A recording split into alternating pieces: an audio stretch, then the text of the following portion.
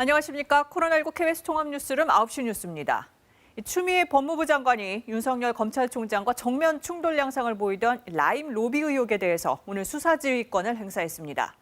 몇 달 전 이른바 검언유착 의혹 사건 때처럼 총장은 수사에서 손 떼라는 건데 이 수사지휘 대상에는 윤석열 총장과 가족 관련 수사도 포함됐습니다.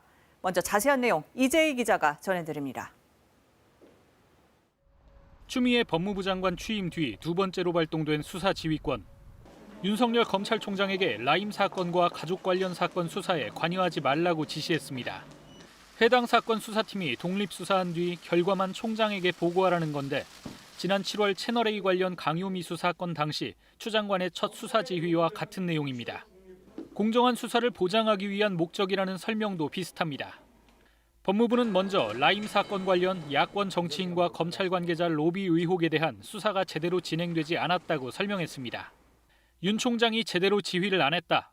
수사팀이 짜맞추기 수사를 했다는 의혹이 있다는 표현까지 사용했습니다. 접대를 받은 검사가 수사를 주도했다는 의혹이 일부 사실로 확인됐다고도 덧붙였습니다. 이에 따라 로비 의혹이 제기된 검사 등을 수사 공판팀에서 배제하라는 지시도 내렸습니다. 윤 총장 가족 사건에 대해선 국민 우려를 이유로 꼽았습니다. 고소 고발이 여럿 있었지만 장기간 규명이 안 돼 공정성 우려가 나온다는 겁니다. 검언유착 의혹 당시 총장 측근인 한동훈 검사장을 이유로 들어 수사 지휘권을 행사했던 것처럼 검찰 공무원 행동 강령 등을 들며 가족 연루 사건도 총장이 지휘를 회피해야 한다고도 지적했습니다.